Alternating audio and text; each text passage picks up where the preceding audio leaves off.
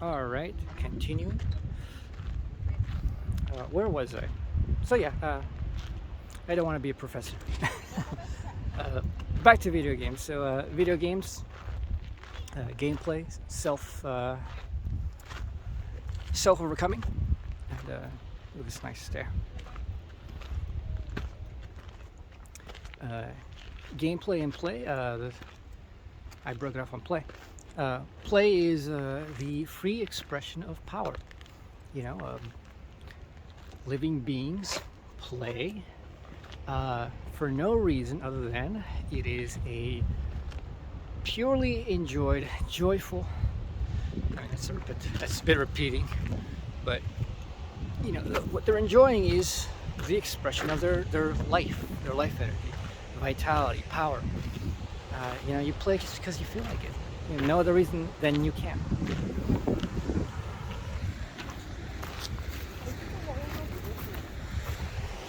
And, yet again, beautiful, beautiful waves. This is one of the spots that is very nice to photograph later on during the day if we get the proper lighting conditions. Let's hope for that. I'm hoping for that, definitely. So, and gameplay, obviously, it's the play of games. But what is unique about gameplay is that, well, in gameplay you have certain goals, specific goals. What defines a game is the winning condition. There has to be a winning condition. Otherwise, you're just playing, but you're not playing a game. And I don't think people really recognize that difference. You know, something like Red Rover, for example, can be a game, but often it's played just as play. You know, winning or losing isn't really central to it. It's kind of just an arbitrary thing. And, these are very aesthetic stairs. I will come back and take some photos later on.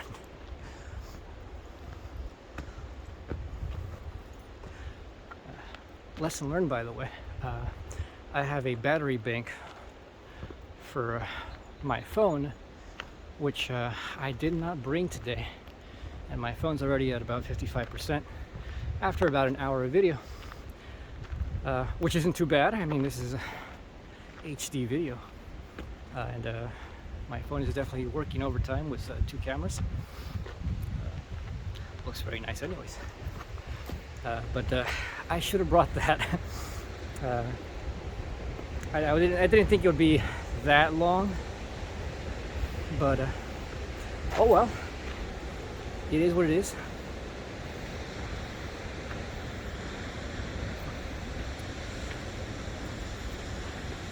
So due to the way in which gameplay is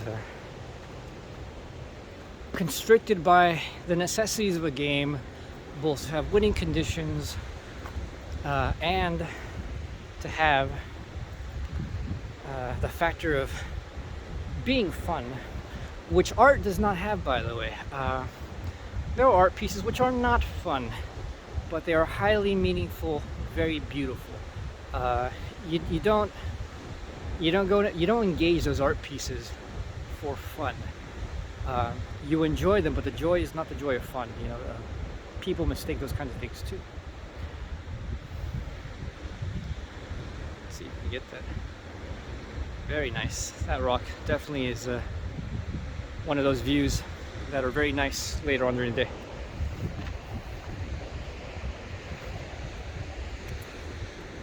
So my thinking on that is that if gameplay can be art, or the way that we engage games that people think may be artistic, is that games are like a big open gallery,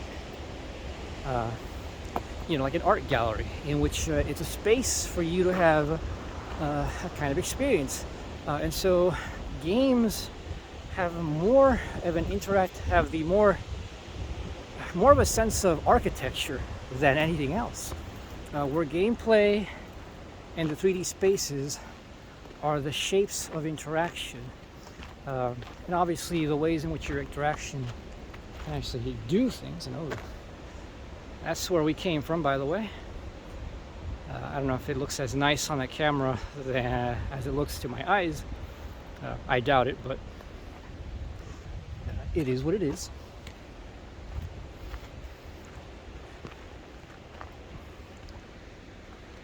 Because of the constraints of that, you know, it makes games less interesting. Just, you know, you're kind of engaging a gallery of events, you know, where perhaps the makers of the game, the designers, writers, want you to have a certain experience of interaction, and I know certain people do have that concept.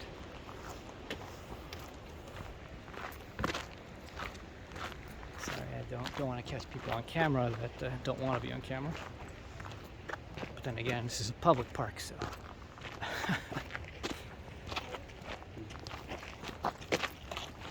Where's that guy? I'm going backwards. I'm going backwards. Yet I'm not going backwards. Which way am I going? Huh. I actually have a map, but I would have to stop the video and check, and I don't want to do that. So let's enjoy getting lost. The worst thing that could happen is a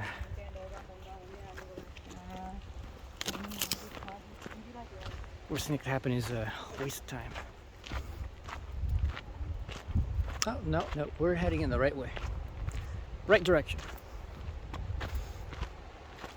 So yeah, games, galleries, if that's the intention, in which I know some people want to believe that's the intention, even if you could succeed at that, by the way, you can't succeed at that. Because you can't make me have an experience. No matter how hard you try.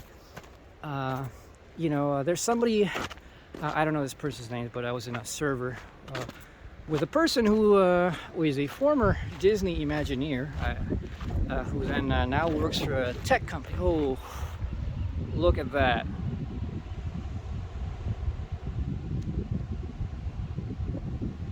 Just visually to your eyes, this looks a bit unreal right now. With a good camera, it looks about as unreal, if not more so. And the lighting isn't really that great at the moment. There's a little bit of haze, which helps that surrealistic look. And there's a bit of wind. I hope it's not getting in the microphone too much.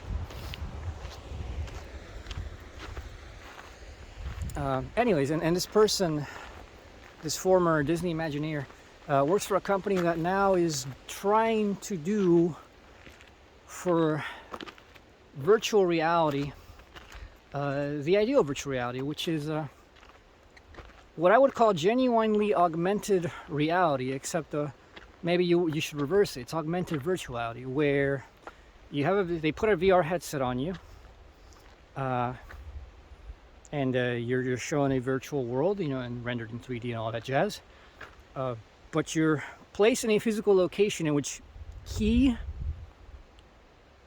parts of your visual virtual experience are one-to-one spatially there, so that as you walk and see, if there's, say, a chain, or, you know, a tether, I don't know what you would call this, in your virtual reality experience, you reach out, and there it is.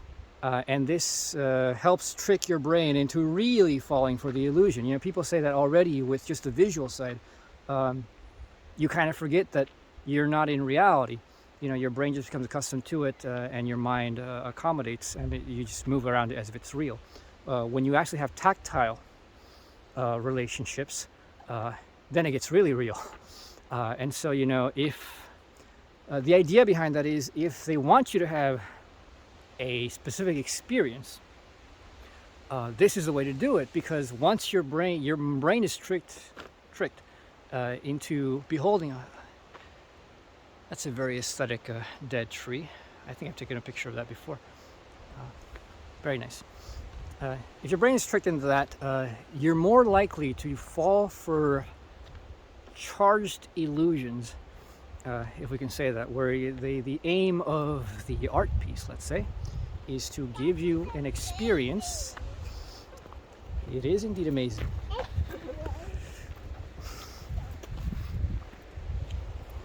That, not too bad of you.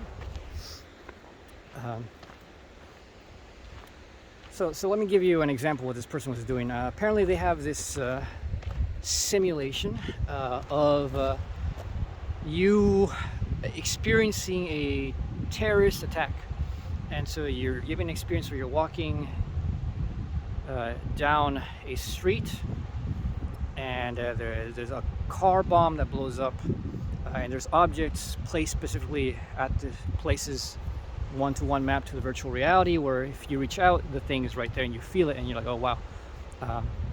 And the explosion is supposed to be real enough and happen at a certain point where you will actually feel the ground move, and you'll be a bit discombobulated and you might even fall down.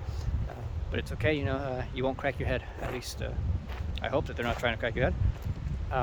And then you start getting all these sounds of people moaning and crying, and people have been hurt in this attack.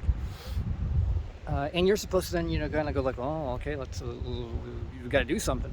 Got to help these people, and you'll hear somebody calling out, say from a collapsed building nearby, and they're screaming, help me, help me, help me, and you hear it and all these other things, and so you're like, okay, fine, go for it.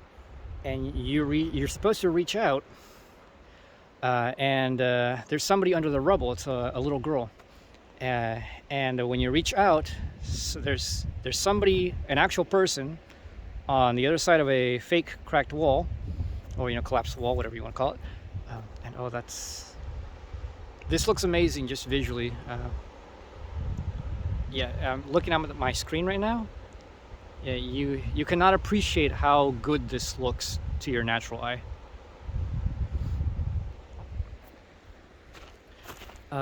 And this person reaches, there's an actual person, and as you reach out to this arm of this little girl, supposedly, this person actually reaches out and grabs your arm back, as you try to grab them. And apparently most people, just kind of have a very emotional, some people might call it a bit of a pseudo-religious experience, in which they're like, wow, that was so meaningful and whatnot, blah, blah, blah. And that's a very interesting example. And this person thought that this is the essence of art. This creation of near-perfect mimesis, near-perfect mimicry of a real event, in which they're trying to get you to experience the realness of this event. And this guy's a Deleuzian, so he's all about the event, because Deleuze is one of those philosophers of the event as well. And so he's very into Deleuze. And he formulates his view of art, and tries to craft things along this pattern. And I don't think that's a useless thing, by the way. I'm not saying that people shouldn't do that. I don't think it's art. I don't think it can ever succeed at what it does, because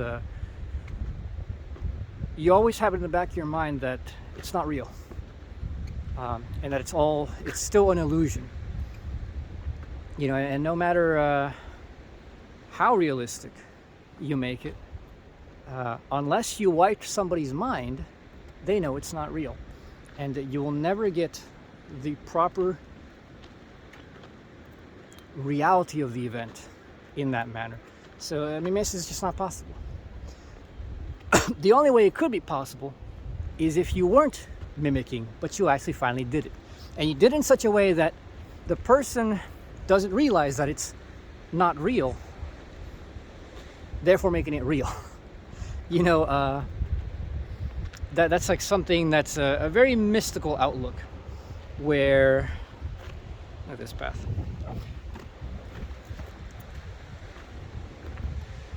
Where, for example, there are people who believe that this reality is a matrix already. And the matrix is just a modern, or rather contemporary, version of just the idea that this reality is not real, or at least it's not the most real. And therefore, that somehow On top of that, people layer that there's some kind of thing going on about our lives here, which has some kind of experiential purpose of, say, learning.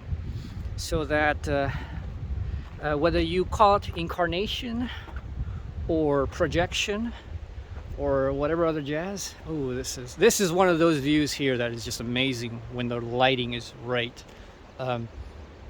Those little cliffs in the center, they just have like this pastel glow, and in the sunset they get this rosy glow, rosy white glow. It is surreal, absolutely beautiful. But anyways, so you would have people have this conception that well, the stuff that we experience here, it's not ultimately real. You know, it's just an illusion in which we've momentarily been mind wiped and forgotten that, you know, we are higher beings, or, you know, that this is just a video game, except it's not a video game.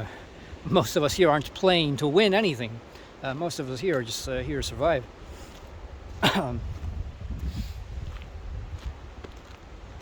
But my point in that is that the only reason that the analogy of the school or the experience of events which shape us in a way that is unavoidable, because it is as deeply intuitive as one can get, because you don't have this distance between yourself and the reality, whereas with our virtual reality, if we assume this is a virtual reality we already live in, we're always aware of this. We're always aware that we are in a virtual reality, that I am someone experiencing something not real, something that's only mimicking reality. Whereas this, I don't know if it makes any sense to say that this reality we all share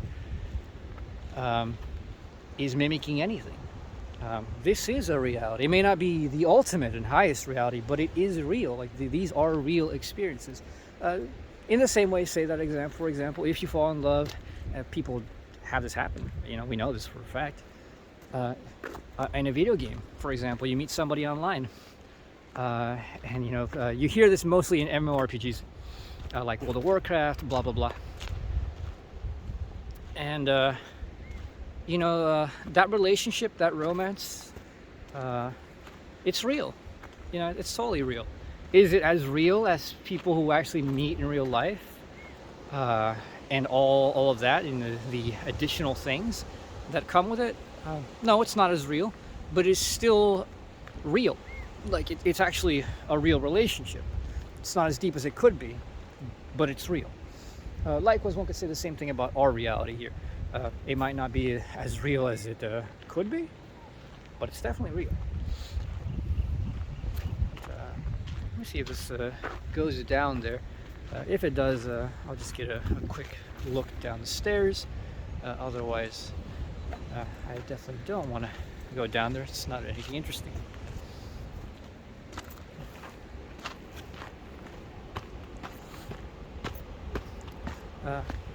But anyways, if video games are sort of something that is leading to this ultimate mimesis, that's not interesting.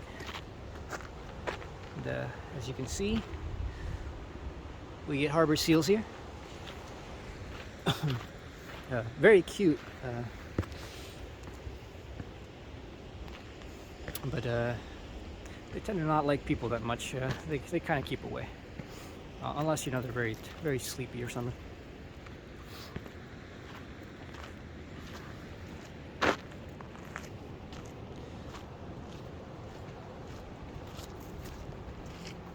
Thank you. Thank you.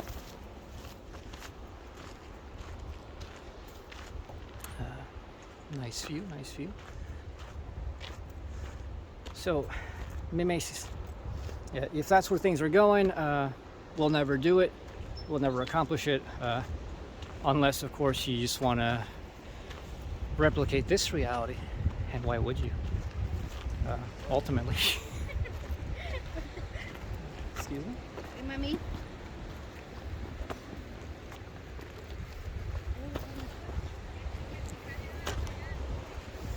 You know, if you want to get somebody to empathize with something, um, and if you think the only way to get people to empathize with something is by getting them to like experience that, that's a very low opinion of people, I think.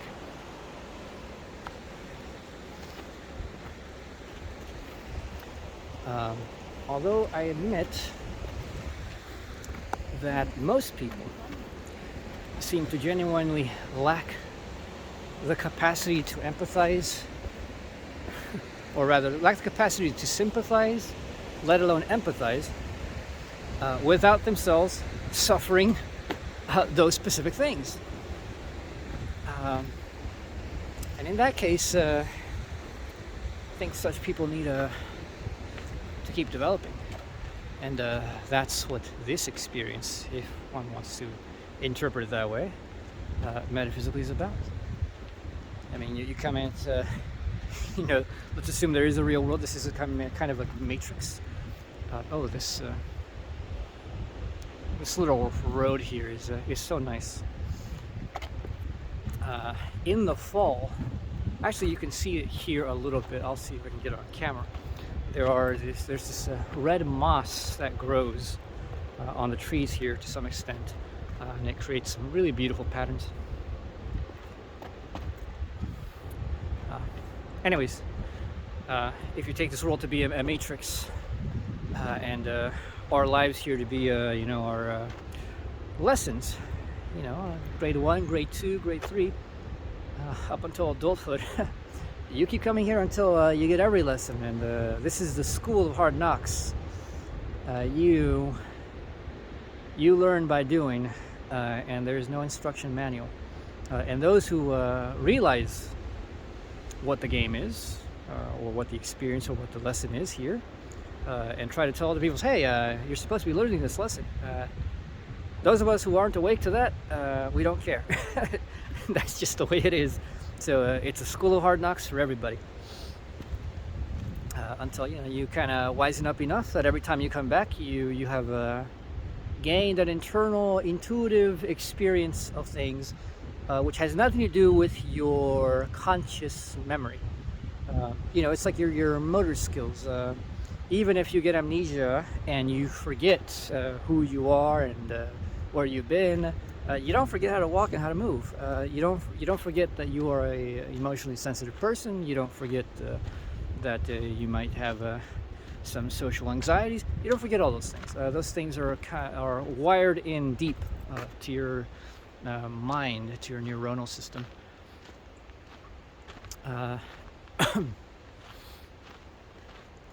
And your emotional, psychological development would be more important than your intellectual development. This would be a program for the purpose of developing yourself as an intuitive being in the most like concrete level. I mean, look at that. That is beautiful.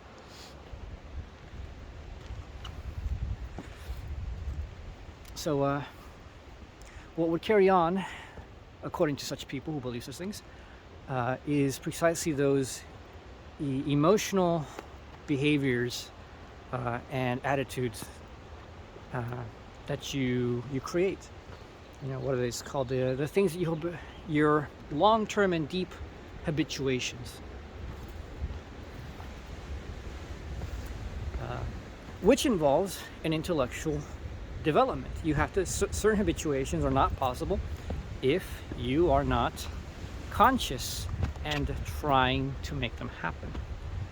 You know, saying things like patience, a lot of us have to consciously work at that. Things like intellectual. Ooh, that is I don't know if you saw that. That is a big pelican,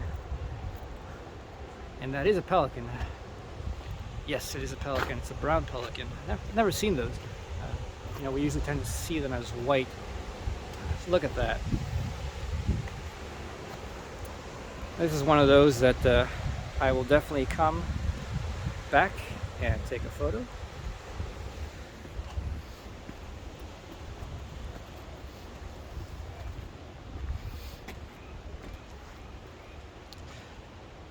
So yeah, video games as galleries of experience suck. Uh, you can't even make an experiential gallery of that sort in a video game form. The game form itself is against that. The game form requires that I, the player, have an agency to do things that have nothing to do with what the game designer, as artist, would want to enframe as my experience. Games are only fun insofar as I can break them. Games are only fun insofar as I can do what I want, not what the developer wants. All the developer has to do is give me the rules of the game. I get to choose the rest. Excuse me. Thank you.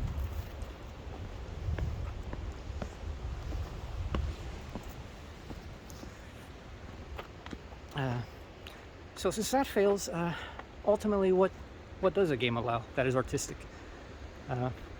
Nothing. The openness of gameplay to player input, to my will to just break things and do otherwise, makes it impossible for the developer to ever enframe my experience to any kind of experience they want me to have. Any more than, for example, a musician can't make me cry. They can't force me to feel anything. They can't force me to learn anything.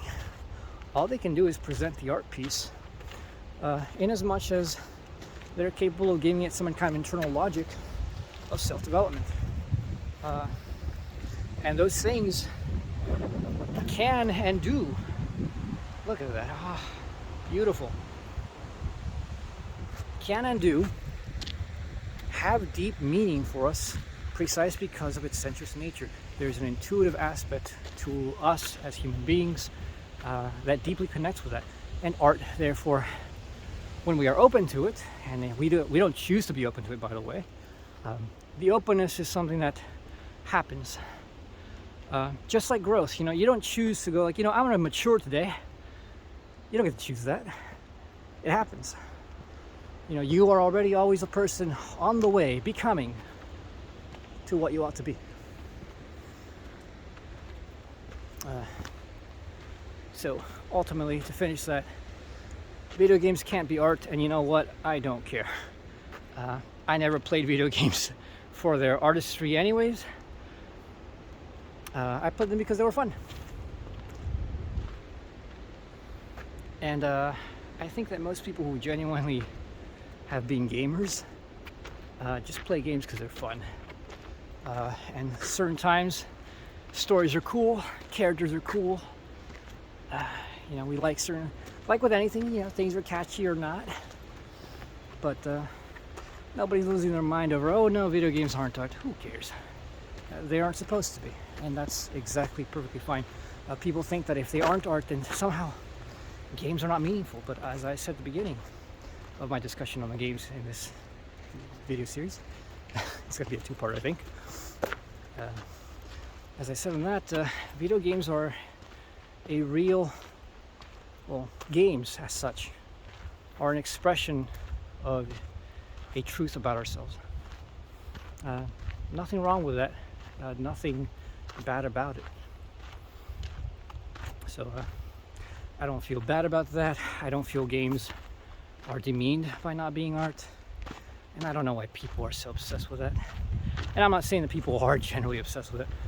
There's just a certain portion of people who have grown up with video games and kind of also grown up as people, as you can tell, because they become interested in stuff like art. And video games are meaningful to them, and they're asking the question. Well, they're meaningful in a way that's just beyond just playing them for fun. They're meaningful in a way that, quite frankly,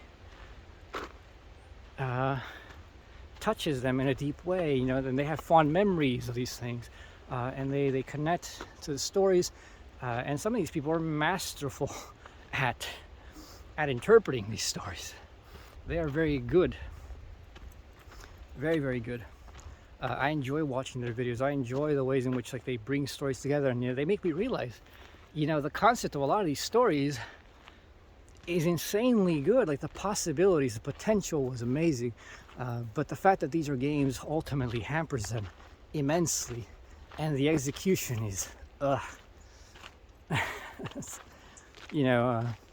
there's something in there that, you know, if you abstracted it and you try to clean it up, you'd have something. You'd have a nice anime, maybe a good manga, comic. I don't know about movies. People obsess over movies way too much. Movies are just movies are limited in many ways. Too short a time. Certain stories just don't fit to that. But they're still meaningful, and you know, nothing bad about that. So that's in art.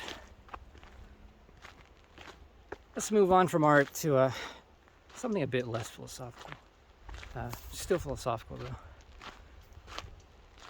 Clearly the major world event right now is, well, we say to ourselves it's the war in Ukraine.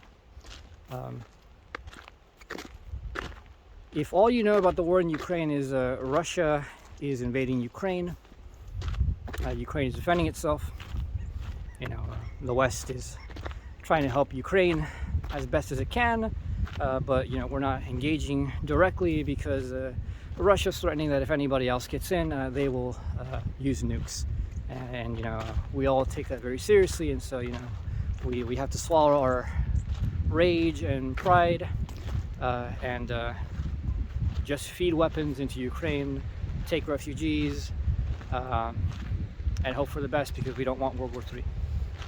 If that is all that you're aware of, you're not aware of even half the picture of what is going on right now.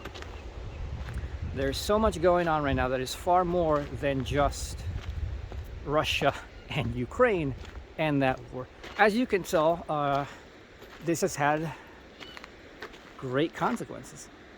Let me see.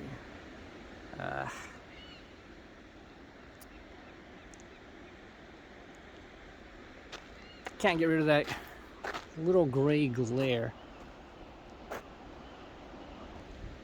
So actually, let me see if maybe I can.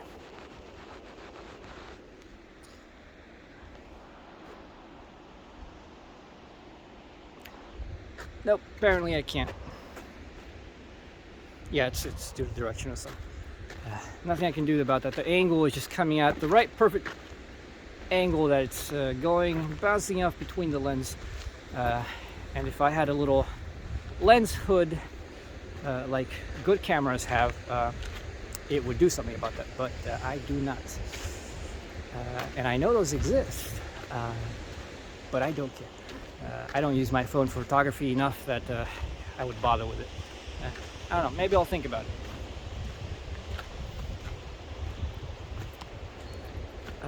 Anyways, the situation with Russia and Ukraine is world historical. It's signaling a shift, the same way that the U.S. coming to rise as a world power signaled a shift, though it's not a fundamental shift, though I think this is the beginning of a sign of a fundamental shift, which we may call civilizational. Whereas, you know, the U.S. overtaking the control of what formerly was the role of the British Empire, and in doing so, engaging a new logic of control, a new logic of exploitation, and a new purpose. You know, the purpose of the empire has always been to enrich the, you know, core of the empire. But the ways in which this happened is historically not the same. You know, a Roman Empire, for example, or the ancient form of empire, one may say, yes, was exploitative, but was not rapacious to the extent that ours is, and still attempted a kind of unification as an empire where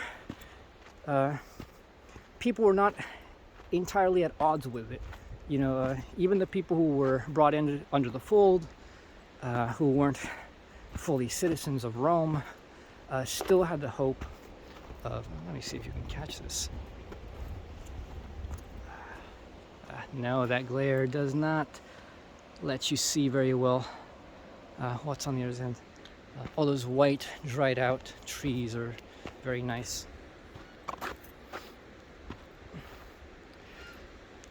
As I was saying, in Rome, the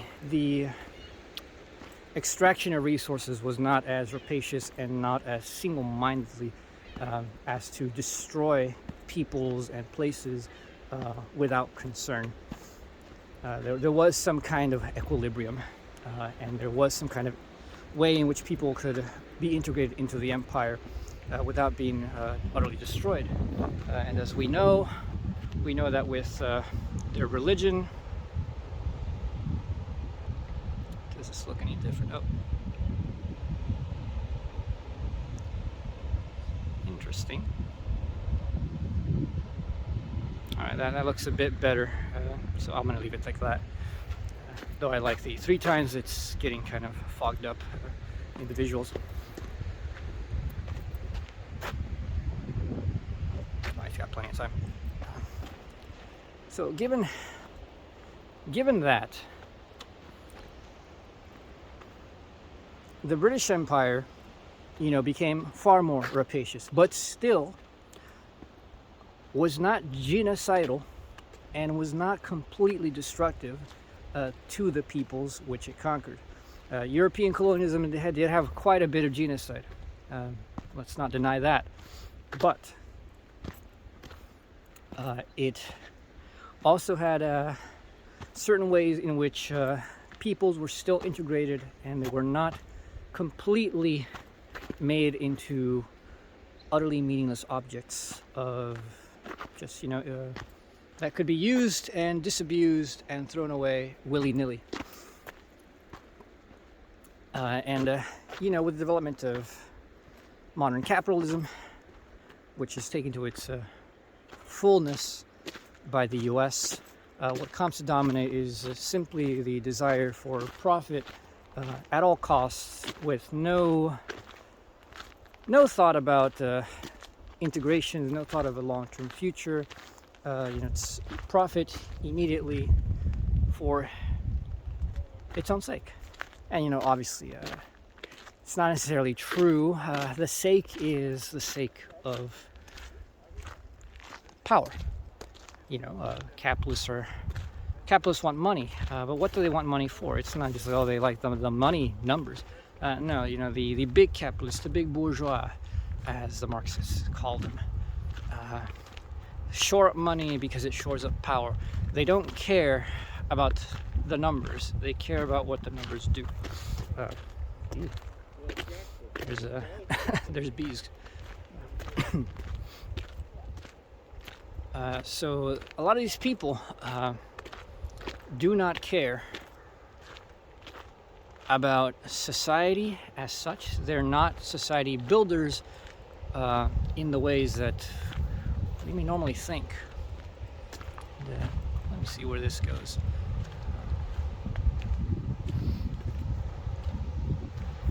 Look at that tree. That tree is nice. It's a very aesthetic tree right there.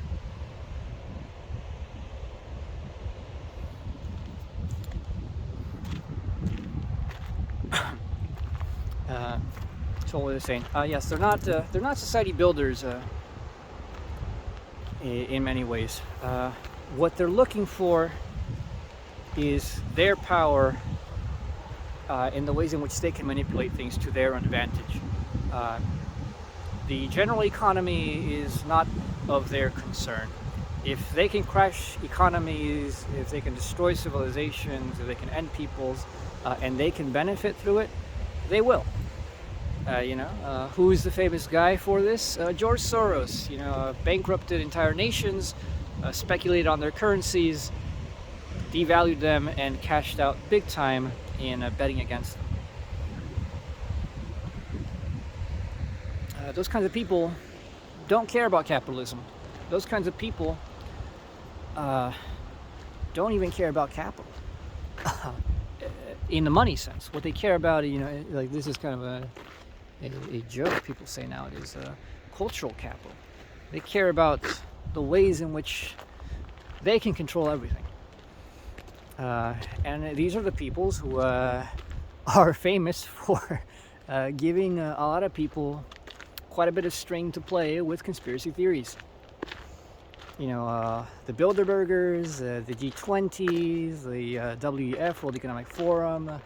A lot of these people deign themselves to be of a different class in order than even being rich. They're not just rich. They're not just, you know, the top of the capitalist class. A lot of these people have a sick ideology in which they think they are quite literally of a different race than you and I. That they are qualitatively better in some way, just by sheer nature of blood. That, you know, that nobility is really a genetic thing. And this isn't just something that, you know, like, oh, it's Nazi ideology. No, this is way older than Nazis. I mean, this comes from the whole idea of divine right of kings, which you hear, oh, you know, might have been like born with Charlemagne. No, that shit was way before that, long before that.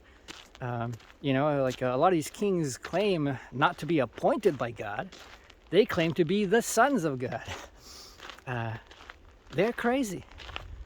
Now you may think a lot of things about what that means and why people would think that kind of thing. You know, where are these gods? I suppose it came from the sky. You know, what is it? Oh, what's his name? The guy who's friends with Enkidu. Gilgamesh. You know, Gilgamesh was supposedly a direct son of God. He was a demigod. You know, he was a superhuman in many ways. And a lot of people think of themselves that way. And they think this world belongs to them. And that you and me and everybody else is just a normie. We're a stain. Ooh. I don't know if you see that. It ran away. That was a fat little lizard.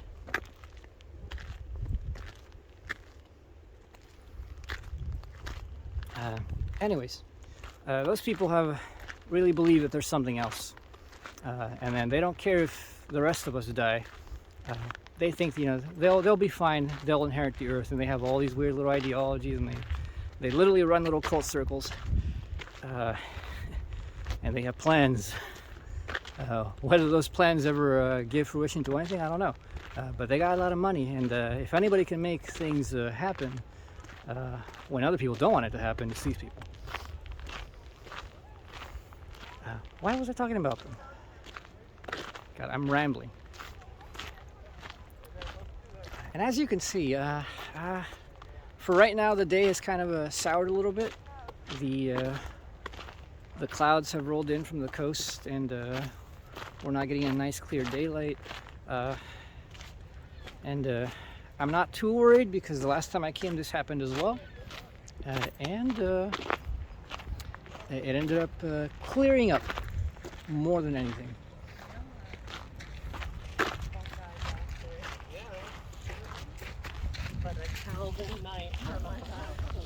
Where was I going? Let's see, video games, realities, classes. Yes, Empire, Russia and Ukraine. So, anyways, that was a big digression, but that's what you get with me.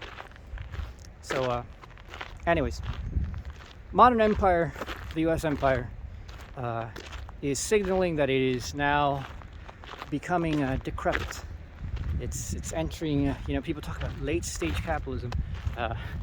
Let me tell you that I don't think there is such a thing as late-stage capitalism. Capitalism is literally almost unkillable by design. It can accommodate itself to just about anything. A wasteland and a paradise. It does not matter. We can commit ecocide. Don't worry, capitalism will persist. You know, then you say, well, AW, then are you a capitalist realist? You know, is there no other way? Is there no alternative? Sure there is. The thing is that the nature of the beast has nothing to do with real material conditions. Scarcity is created by capitalism, so whether there is plenty or whether there is not, does not matter. and it's just one way in which we socially mediate our production in various ways. There's something good. There's certainly good things about it. There's bad things about it. Just like there's good things about controlled production, planned production, and there's also bad things about it. The question is, as a society, what do we want? And I'm not saying these two things are equal at all places and all times. They are not. But the current world order, dominated by this rapacious extraction of capital, is starting to break. Oh, this tree is just, look at that. This is nice, this is beautiful. It's starting to break down. And whether Russia comes out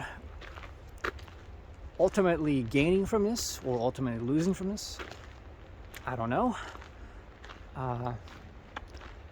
This signals that the U.S. is no longer top dog, that the U.S.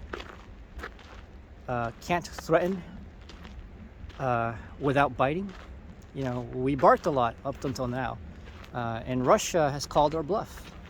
Russia said, "You think you're the top dog of the world? Come and get us. see what happens." And if we were really that superior to Russia, do you think we actually wouldn't? Oh no! If we were certain that we could actually beat them, we would totally go in. No questions asked. I mean, as it is, we have plenty of generals and crazies who are chomping at the bit to get us to go in, not only against Russia, but against China at the same time. I don't know, what is with these people? They're certainly insane.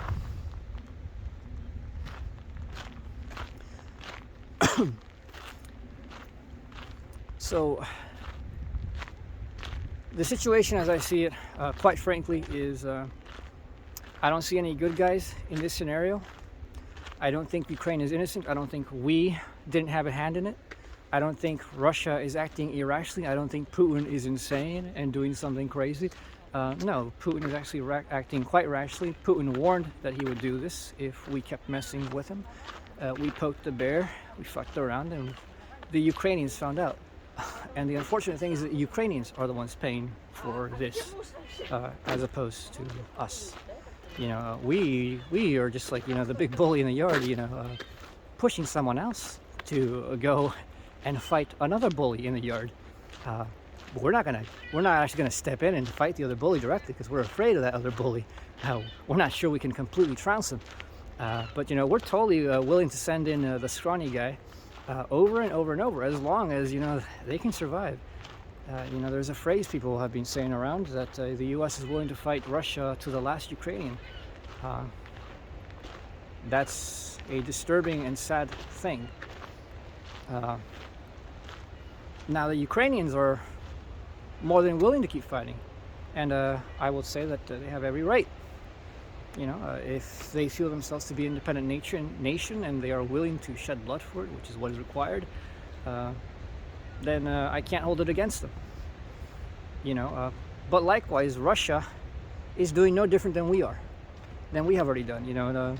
Nobody complains about when we do it. We always excuse it when we do it. But Russia is saying, well, look, we got Nazis at our door, and these guys are U.S. puppets. Which they are. I mean, look into the history of it. Those governments, the coup in 2014, which was a coup, just because people get swindled and bamboozled by a foreign power doesn't mean it's not a coup. Not only that, it was not a unanimous thing that people rose up and accepted that government. There literally was a civil war. It's called the Donbass War in Ukraine that happened between 2014 and 2015. A war which, by the way, Russia was certain to win at the time in 2015 and didn't, because Putin was a nice guy and listened to Angela Merkel. Angela Merkel got Putin to agree to these things called the Minsk agreements, which stopped the civil war, put a hiatus on it, and tried to set conditions in which this would be resolved by parliamentary and diplomatic measures. Ukraine went back on those accords and decided to continue the war very quickly.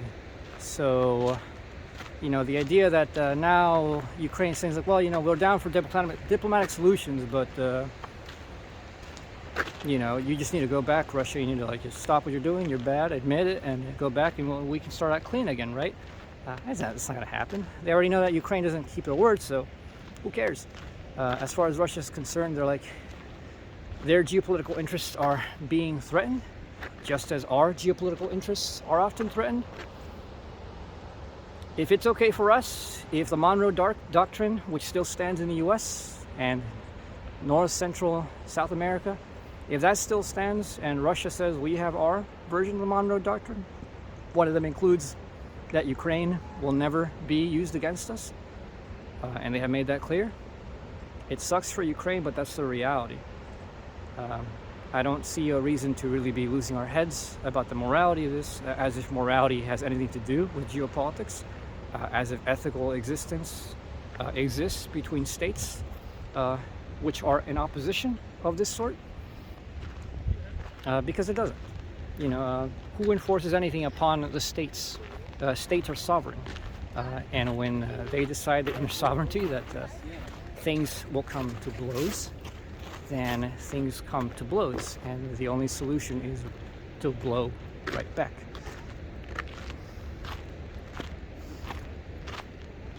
So it's an unfortunate situation. Whether, like I said, whether Russia gains ultimately from this or not is almost inconsequential, because the reality is that this has already signaled that the US isn't omnipotent, it isn't the world power, and we will see that its power starts diminishing increasingly. Already we see that its power has diminished increasingly. The only people sanctioning Russia is the US and Europe. The rest of the world doesn't care.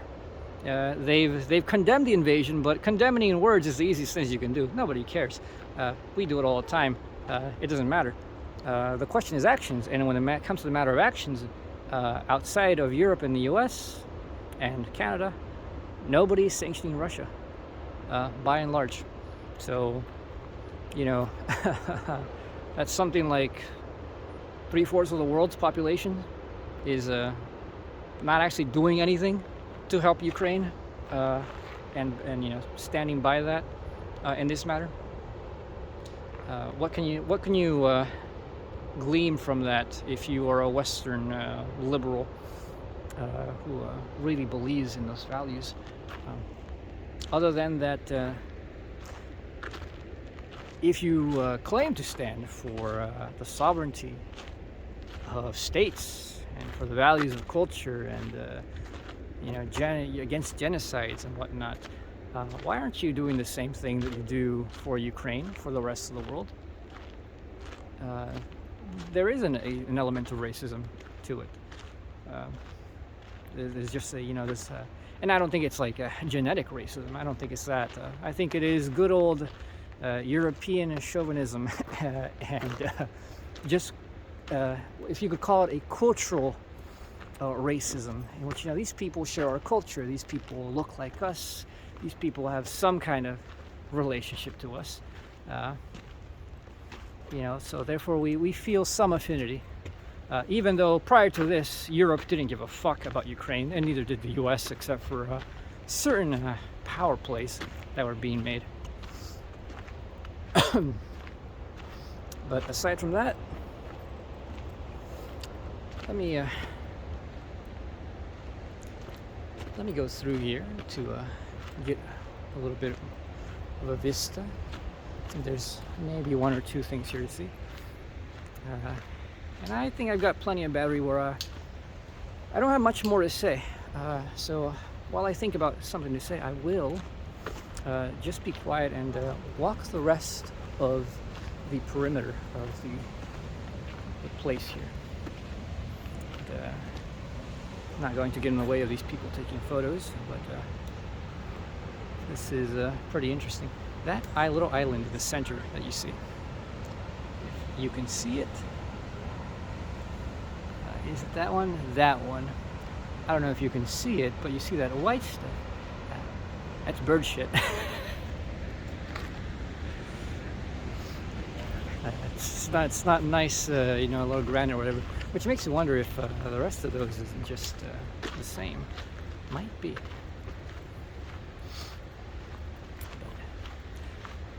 Anyways, enjoy the view. I will see.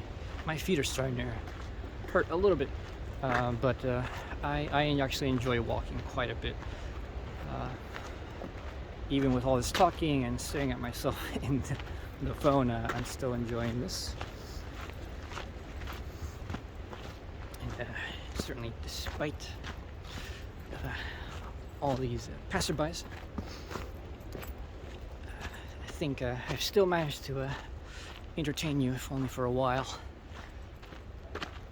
I know that some of my viewers just say they enjoy the quality of my voice. I will take that as a compliment, which it is, and I will own it. So, you know, I wish people preferred to just watch me because of my content, but you know, I will not pretend that aesthetics do not matter to intellectual presentations. You know, people who go like, oh, you know, you should only care about the content, you know, the form is incidental. No, you know, like Hegel makes a good case for why content and form come together. You got good content, you ought to have good form.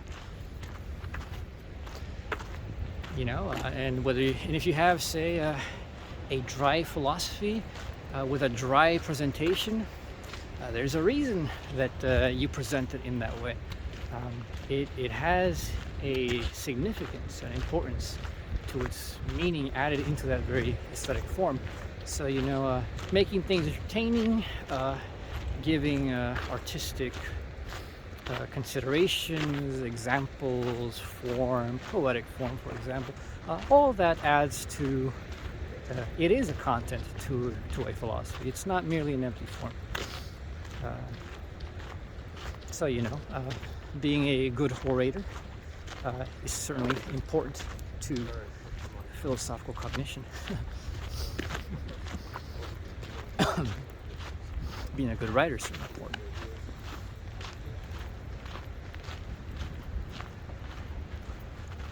Yeah, let me let these people pass.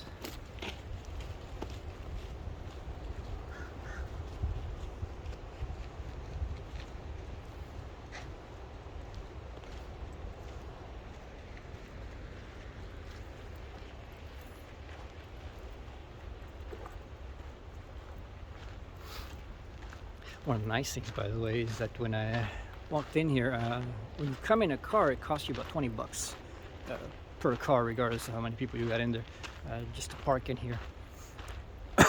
But if you just walk in here, you don't have to pay anything. Very nice. Thank you, United States, for having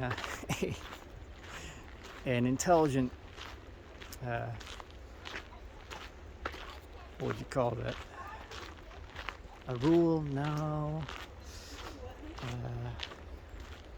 Word is slipping my mind. I know it.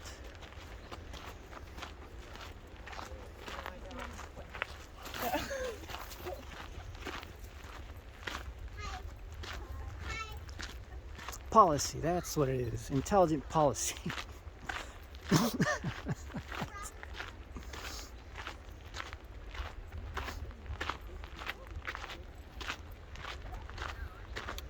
Let me not focus on the ground. The ground is not very interesting. These trees, I love these trees. A lot of people have them around here. They're just beautiful. They also clearly resist the wind very nicely.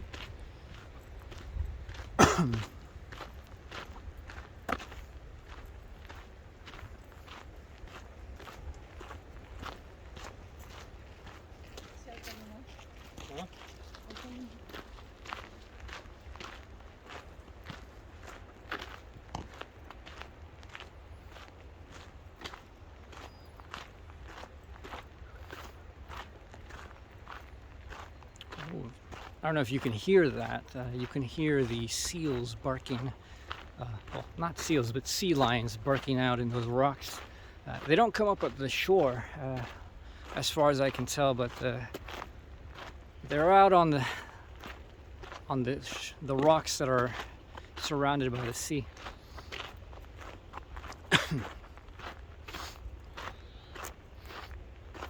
And sort of make a ruckus.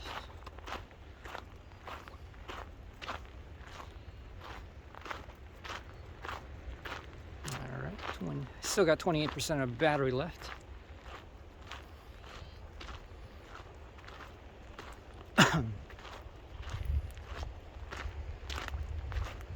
Now, I don't know if I can probably, what time is it? Well, I still got plenty of time. Definitely got a few hours, and especially once I know exactly where I want to go take some photos, makes it a lot easier. Still got a good 3 hours of sunlight. I could probably cut off my my video here and go to my car, recharge my phone, do a little bit of driving. There's a couple of places up front. Do a little bit of driving, come back. You know, after that recharges my phone a little bit. You know, so long as I have about half a battery, I should be able to comfortably continue the view of the rest of the circuit of the walk. So I think I'm gonna do that. I think I'll probably take a good 30-minute drive, because if I just hook up my phone to my car, what will happen is we'll drain my battery, and my battery is not that big as it is, so I don't particularly want to do that. Especially in a tiny little car. I've done that with my other car, well, my old car. I have a you haven't seen it and I'm not going to show it to you. I have a smart car now. Got it because I really need something that conserves the gas, and this little car has half the tank that my other car did, but it also uses half the gas, so it works out nicely.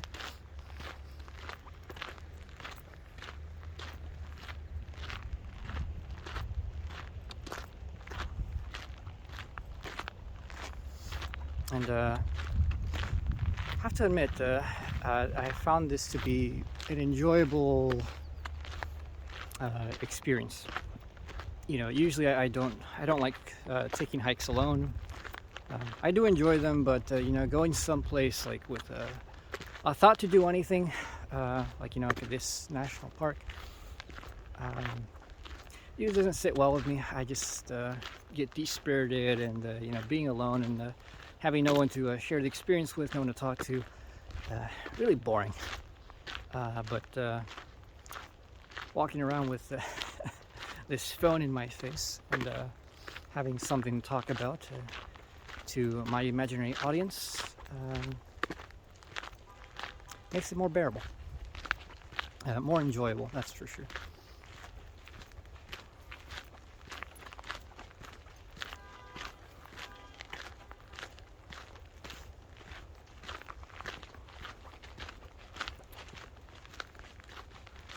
Alright, well, I've been going on for another hour, so to conserve battery, I think I will just cut this off here, and I will go back to the highway. I have to walk out. I have to walk, it's like a quarter mile to get from here back out to the highway, and another quarter mile to get where I parked my car, because it was too full in here to bring my car.